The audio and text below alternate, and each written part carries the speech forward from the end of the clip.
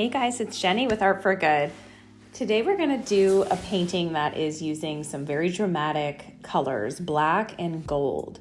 We're going to mimic a moonscape or a moon in the sky with some kind of flowy clouds with a lot of movement. I'm excited to show you this technique. So we're just starting with creating a cup. So this is just in no order, layering different colors of white, gray, and silver. Just feel free to use whatever paint you have on hand. I am using a titanium white and a silver as well as a gray color.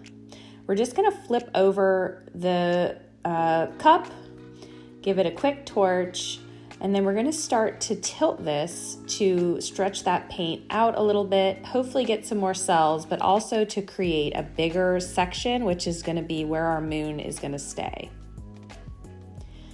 I wanted to make sure the moon was in the center of the canvas. I often find that having a focal point that's off center is also a really good technique in terms of your composition. So feel free to play around with it. Whatever speaks to you, do it that way.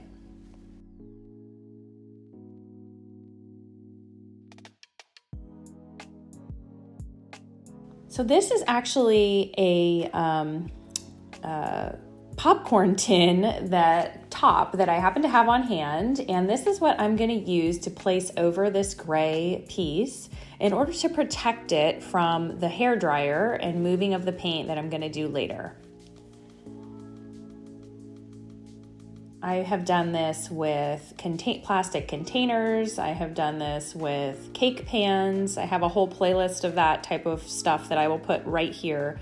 It's really an interesting way to preserve different elements of your painting and your composition without affecting it by adding different types of paint or techniques in other sections. So I've really been enjoying it.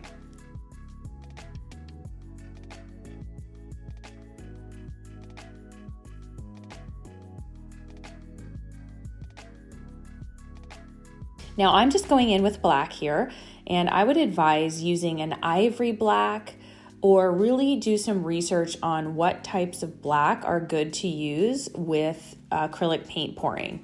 I have found certain brands of black are very tough to work with because they eat up any other color that you put down with it. So I have had great success using ivory black. Whatever's in that composition of that paint seems to work better for my needs.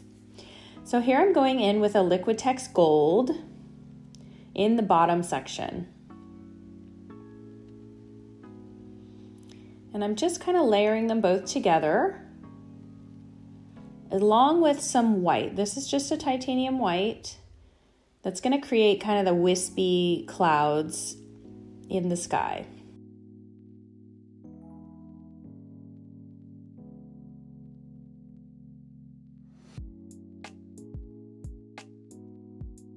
It may look like a serious mess right now, but I promise you it will work out in the end.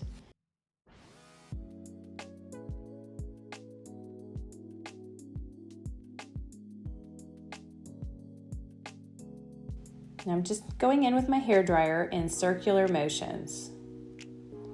The trick here is I really don't want to go too many passes over the paint with my hairdryer. A lot of times when people are doing the Dutch pour technique, they will go too many times over the paint and it will actually start to muddy up all of the colors. So I am very intentional in just trying to move that paint in a circular way, so that creates the motion and the focal point for the eye in this painting, but I'm really trying to minimize that as much as possible. You can work in layers, so you can just go with one round and then kind of continue so that you make sure you cover all the spots and you get the colors where you want. I want a little more clouds up in the top, so I'm going to go in with a little more white. Adding more black just helps the paint move with the hairdryer.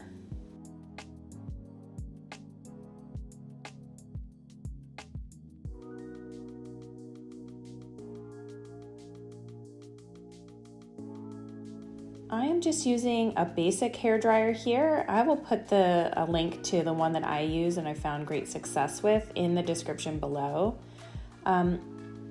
I do use the heat setting. I'm not going too many times over the paint, so I haven't found an issue with it drying out my paint or anything, but if you want a hairdryer that has a cool setting, I think that works perfectly as well. It's definitely a balance to get a hairdryer that's going to move the paint but not be too forceful that it muddies your colors and you can't do anything purposeful with it. Once you find a brand you like, it is just important to stick with it.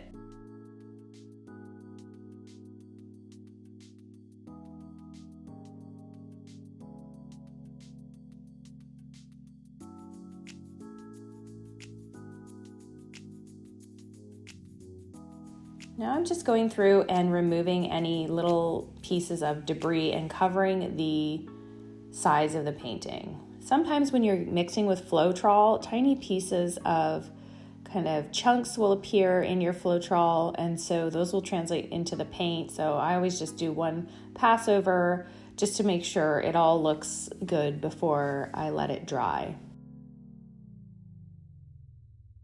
I was thinking about embellishing this painting with some shadowy trees in the front. I'd love to hear your thoughts on whether or not I should do that. Put your thoughts in the comments below.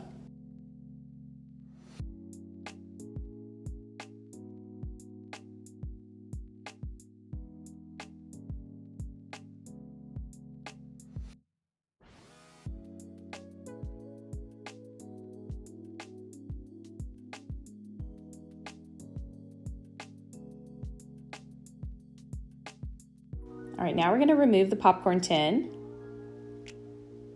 And there's our moon. So we did have a little issue with it bleeding through on the upper right, but a little straw pushing that gray paint back over will help us fix that. And if all else fails, if you have tiny spots that you would like to touch up once it's dry, that is very simple to do.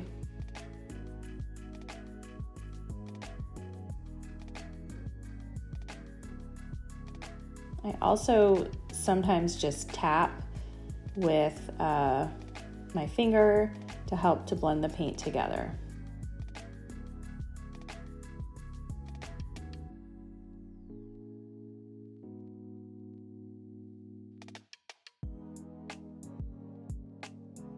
I'm going to go in with one last thing, and that is I'm going to take an old toothbrush, and I'm going to put some white on it and just flick it around the sky portion of the painting. This just adds kind of some, I don't know, you could call it stars effect, but it just adds a little more interest in some of those dark spots. And it's super easy to do.